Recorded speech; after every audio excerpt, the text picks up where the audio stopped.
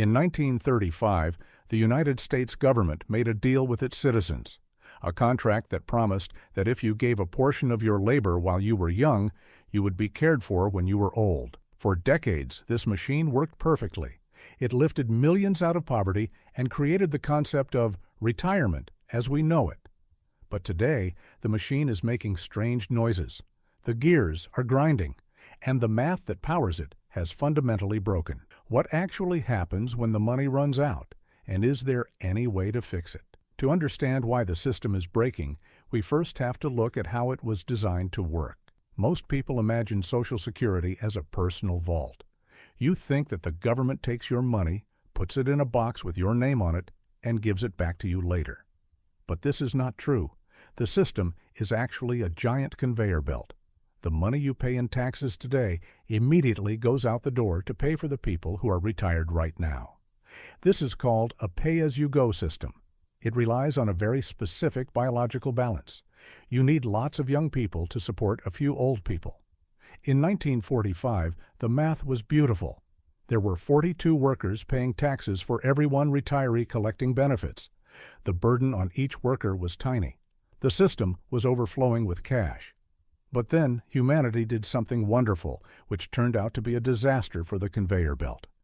We stopped dying. Thanks to modern medicine and better living standards, we are living decades longer than the system's designers ever predicted. At the same time, we stopped having babies. The result is a demographic collapse.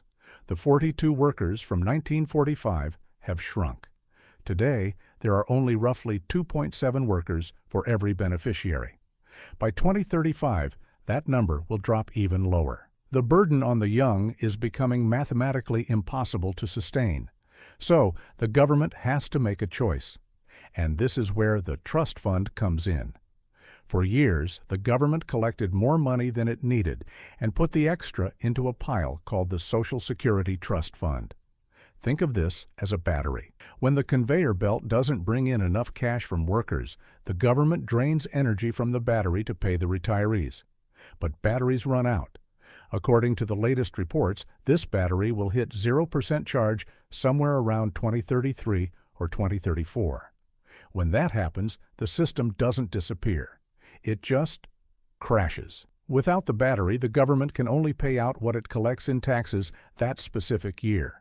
This leads to an automatic, sudden cut in benefits. Estimates suggest a 21% to 23% cut across the board. Imagine waking up one morning and a quarter of your income has simply evaporated. This is the default future, but it is not the only future. There are two ways this crisis can play out: the painful fix or the catastrophe.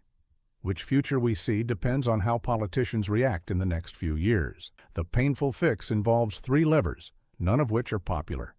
Lever 1. Raise taxes. You take more money from the workers. But workers are already struggling with inflation and housing costs. If you take too much, they stop spending, and the economy slows down, which actually lowers the tax revenue. Lever 2. Cut benefits. You tell retirees they have to live on less, or you raise the retirement age to 70 or 75.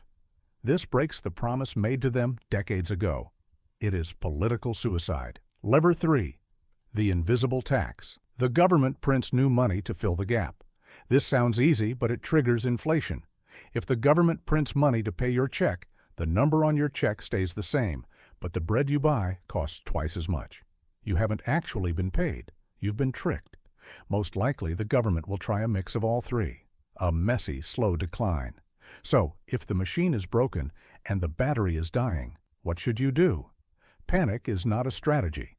Preparation is. We have to stop viewing the government as a safety net and start viewing it as a bonus. To survive the broken system, you need to build a personal shield.